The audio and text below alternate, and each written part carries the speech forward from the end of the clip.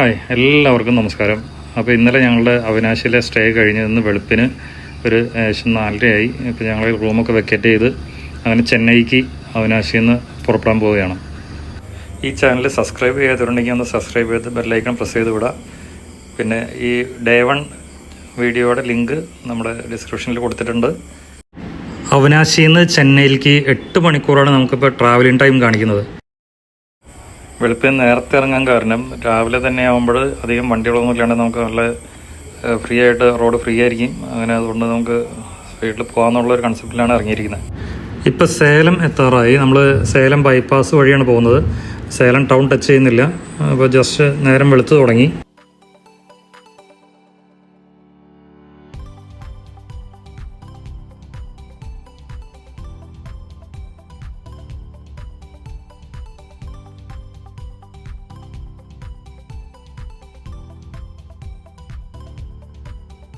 ഒരു 2-2.5 മണിക്കൂറത്തെ ഡ്രൈവിന് ശേഷം ഒന്നും ഒരു കട്ടൻ ചായ രാവിലെ തന്നെ കുടിക്കാമെന്ന് വിചാരിച്ചപ്പം ടീ ഷോപ്പുകളൊന്നും തുറന്നിട്ടില്ല, എല്ലാം അടച്ചു കിടക്കുക തന്നെയാണ്. ഇവിടെ നമ്മുടെ നാട്ടിലെ മാതിരി രാവിലെ ടീ ഷോപ്പുകൾ തുറക്കുന്ന പരിപാടി ഇല്ലയെന്ന് തോന്നുന്നു.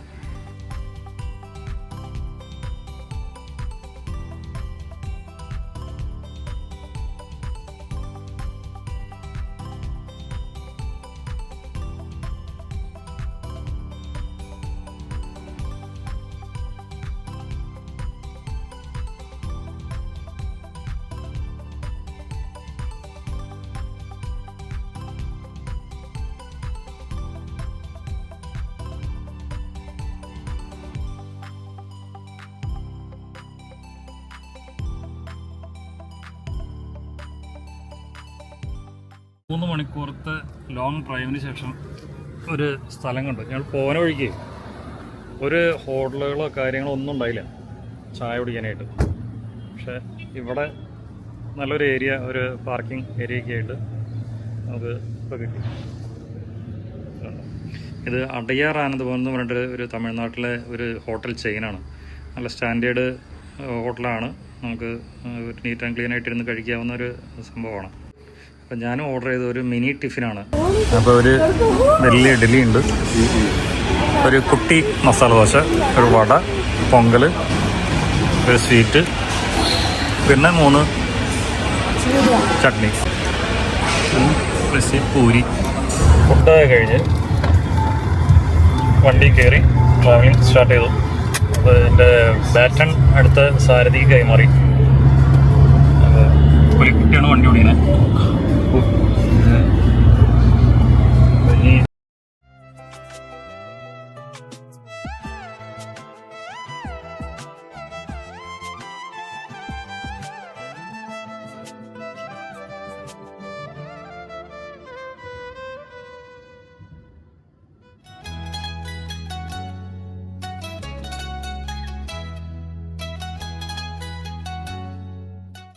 കേരളത്തിൽ നിന്ന് ഇത്രയും പോന്നിട്ടേ ഒരു ആംബുലൻസ് പോലും വഴിയിൽ കണ്ടില്ല എന്നുള്ളതാണ്.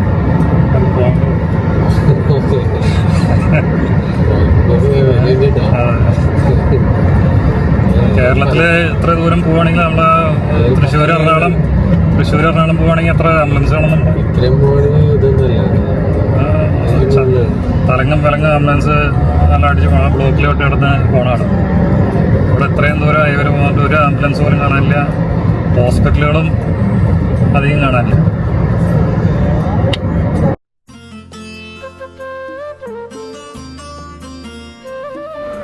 കരിമ്പാണ് ഈ വണ്ടികളിലൊക്കെ കൊണ്ടുപോകുന്നത് കേട്ടോ.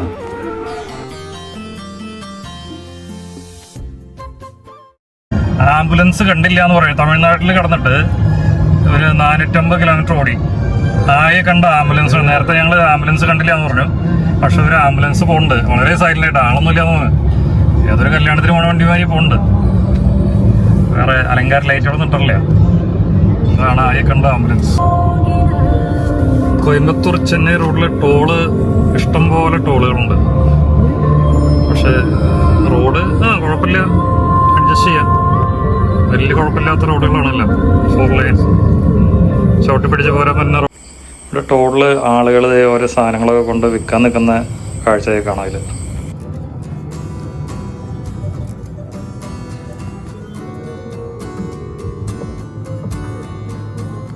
ഇത് നല്ലൊരു വലിയൊരു തടാകം മാതിരി നല്ലൊരു ഏരിയയിൽ ഇത് കിടക്കുന്നുണ്ട്. ഇത് പുഴയാണോ എന്നറിയില്ല, പുഴയല്ലാന്ന് തോന്നുന്നു, ഒരു തടാകം മാതിരിയാണ് തോന്നുന്നത്.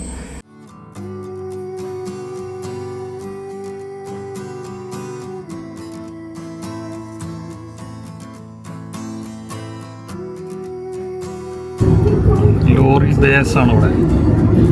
ഇവിടെ സൈഡിൽ ഇങ്ങനെ കുറേ ദൂരം കഴിയുമ്പോൾ ഇടവിട്ട് ഇങ്ങനെ കാണാം ലോറികൾക്ക് പാർക്ക് ചെയ്യാനായിട്ട് സ്പെഷ്യൽ ഏരിയ. നമ്മളെ നാട്ടിലില്ലാത്ത സംഭവം അത്. വേറൊരു പുഴയുടെ അവസ്ഥ ഉണ്ടോ, ഫുള്ള് വെള്ളം വറ്റി ഉണങ്ങി പുല്ലൊക്കെ മുളച്ച് അങ്ങനെ കിടക്കുന്ന ഈ സമയമായതുകൊണ്ടായിരിക്കാം. മൺസൂണിൽ നിറഞ്ഞൊഴുകിയ പുഴയായിരിക്കാം. അങ്ങനെ ചെന്നൈക്ക് ഒരു 30 കിലോമീറ്ററും കൂടി ഉള്ളൂ. ഏകദേശം ചെന്നൈ എത്താറായി. സമയം 12 മണി ആവാറാണ്.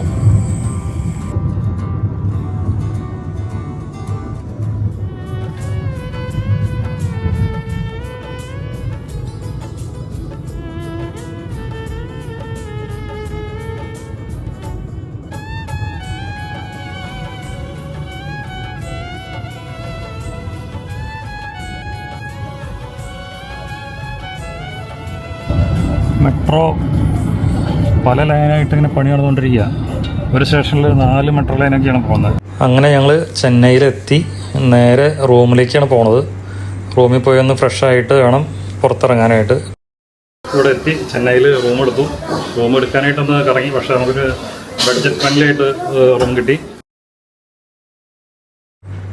റൂം ചെറിയ റൂമാണ്, സ്പേസ് ഒന്നുമില്ല, പക്ഷേ നീറ്റ് ആൻഡ് ക്ലീനാണ്. പുതിയൊരു ഹോട്ടലാണ്, അതുകൊണ്ട് തന്നെ കുഴപ്പമില്ല. അത്യാവശ്യം പാർക്കിംഗ് സ്പേസൊക്കെ ഉണ്ട്. അങ്ങനെ ഞങ്ങൾ കുറച്ച് നേരം റെസ്റ്റ് ആയി കഴിഞ്ഞ് ഒരു 4 മണിയോടുകൂടി ഞങ്ങൾ പുറത്തേക്ക് ഇറങ്ങി മറീന ബീച്ചിലേക്ക് പോണത്.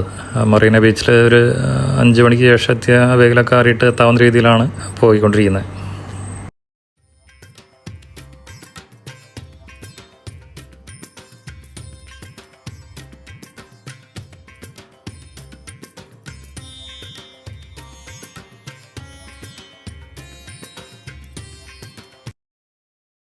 ഈ വലതുവശത്ത് കാണുന്നതാണ് LIC building.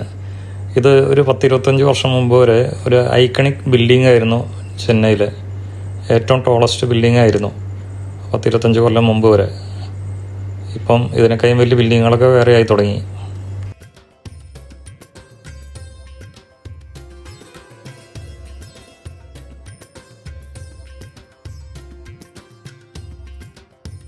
Chennai mount road.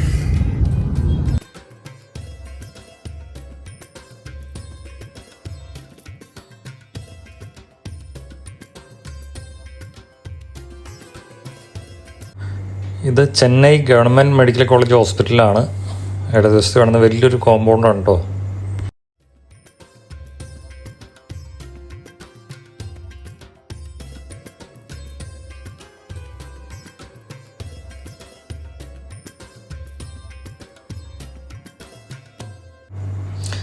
ചെന്നൈയിലെ ഗസ്റ്റ് ഹൗസാണ് ഈ കാണുന്നത്.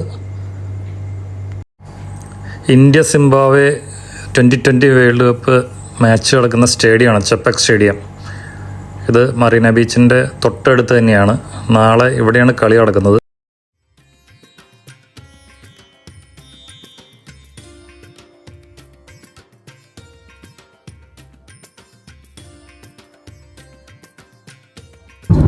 യൂണിവേഴ്സിറ്റി ഓഫ് മദ്രാസ് യൂണിവേഴ്സിറ്റി ആണിത്. ഏറ്റവും പഴക്കമുള്ള ഒരു യൂണിവേഴ്സിറ്റിയാണ്. ബ്രിട്ടീഷുകാരുടെ സമയം മുതലുള്ള.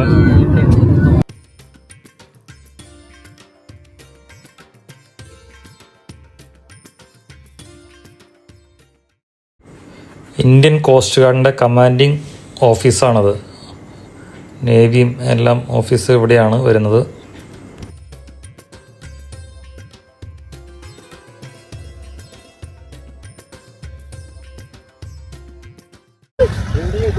നല്ല ഒരു ക്ലൈമറ്റ് ഉണ്ടോ, വെയിലൊക്കെ ആരോട്ടും ചൂടില്ല. നമുക്ക് ബീച്ചിൽ വന്നിരിക്കാൻ പറ്റിയൊരു അന്തരീക്ഷം അവിടെ. ഒരു റഷുമില്ല, ഒന്നുമില്ല. അപ്പം ഞങ്ങളൊന്ന് ഉന്നൊക്കെ ഒന്ന് പരീക്ഷിക്കാനായിട്ട് കുറച്ച് ബലൂണിനൊക്കെ ഒന്ന് വെടിവെച്ച് താഴേക്ക് ഇട്ടു. അങ്ങനെ ഞങ്ങൾ രണ്ടുപേരും ഉന്നം പരീക്ഷിച്ചു. അപാര ഉന്നമാണ്.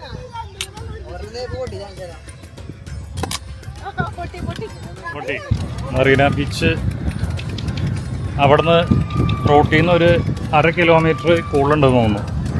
ഇവിടേക്ക് ഇങ്ങനെ പരന്ന് കിടക്കാം വിശാലമായിട്ട്. എത്ര ആൾക്കാർ ഈ ബീച്ച് കൊണ്ട് ഉപജീവനം കഴിയണമെന്ന് നോക്കി. ഓരോരോ ഗെയിമുകൾ, റൈഡുകൾ, അതുപോലെ ഫുഡിൻ്റെ ഈ ചുറ്റും കടകൾ ആയിട്ട് ആൾക്കാരുകൾ ജീവിതം മുന്നോട്ട് കൊണ്ടുപോകണം. ഇതിൽ എത്രയോ ആൾക്കാർ വന്നാലും അതൊന്നും അറിയാത്തൊരു ബീച്ചാണത്. ഇഷ്ടംപോലെ സ്ഥലം. ഇവിടെ ബീച്ചിൽ കുതിരപ്പുറത്ത് കയറാനായിട്ട് നമ്മുടെ കസിൻ്റെ പയ്യൻ നിൽക്കണം. ഓ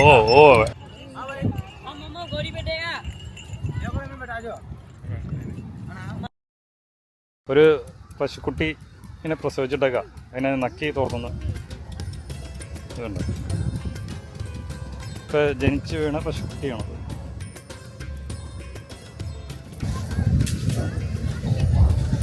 ആദ്യത്തെ ചാടിക്കളി പശുവിൻ്റെ. പശുക്കിടാവ് ആദ്യമായിട്ട് ഒറ്റയടി വെച്ച് നടക്കുന്നത്.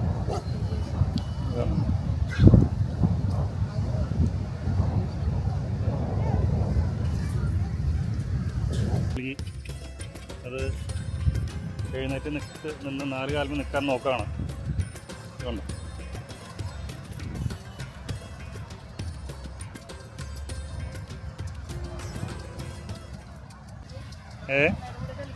ഏതാ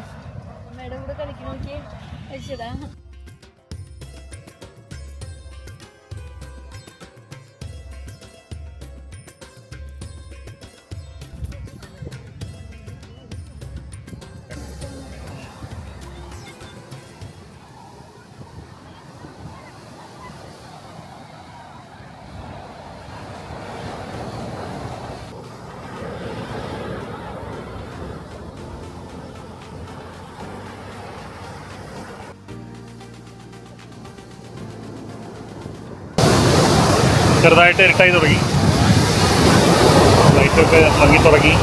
എന്നാലും ആ ഒരു പായാനും നല്ല ഭംഗിയുണ്ട്.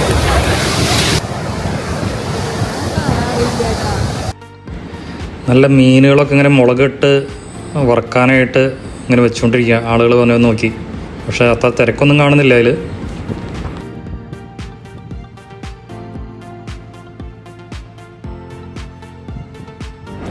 ഈ ബീച്ചിൽ കൈനോട്ടക്കാർ ധാരാളം പേരിരിക്കുന്നുണ്ട് ഇങ്ങനെ ലൈറ്റും വെച്ച്.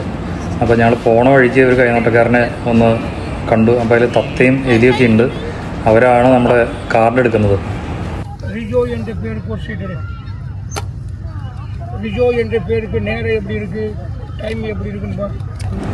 എല്ലാ കൈനോട്ടക്കാരെയുമാതിരി ആൾ കുറേ കാര്യങ്ങൾ നമ്മുടെ ഭാവിനെ പറ്റി പറഞ്ഞു.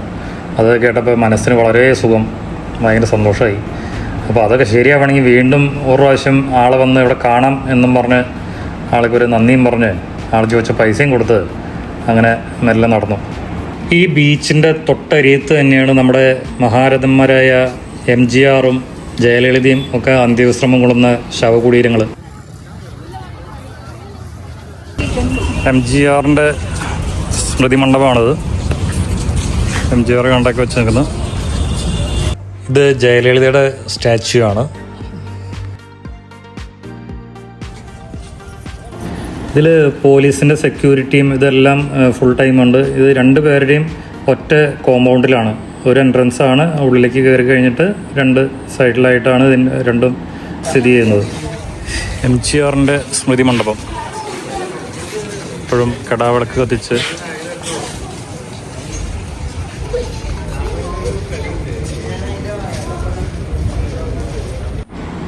ജയലളിതയുടെ സ്മൃതി മണ്ഡപത്തിൻ്റെ മുകളിലുള്ള ഒരു രൂപകൽപ്പന ആണ്. അതിൻ്റെ മുകളിലുള്ളൊരു വർക്ക് വളരെ മനോഹരമായിട്ടത് നമുക്ക് കാണാൻ പറ്റും.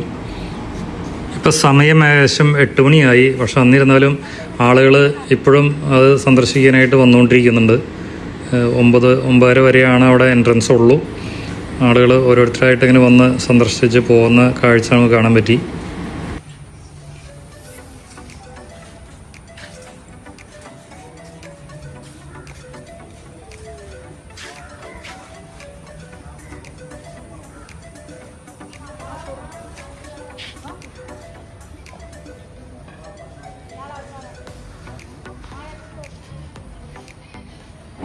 ഈ സ്മൃതി മണ്ഡപത്തിൻ്റെ ഒരു സൈഡിലായിട്ട് അമ്മ മ്യൂസിയം എന്ന് പറഞ്ഞിട്ട് ഒരു മ്യൂസിയം അവരവിടെ ഉണ്ടാക്കിയിട്ടുണ്ട്.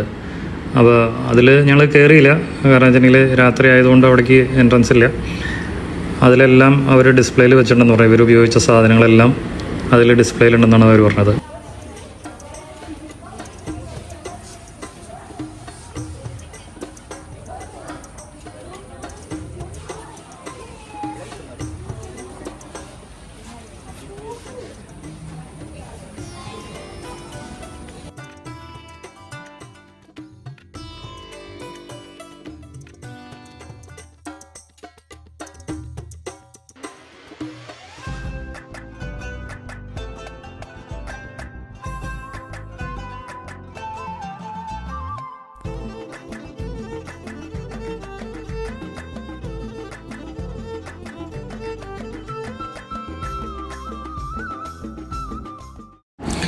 അങ്ങനെ ഞങ്ങൾ ഇതെല്ലാം കാഴ്ചകളൊക്കെ കണ്ട് തിരിച്ച് ഒരു 9 മണിയോടുകൂടി ഒന്ന് ഭക്ഷണം കഴിച്ചിട്ട് റൂമിലേക്ക് പോകാനുള്ള യാത്രയിലാണ്.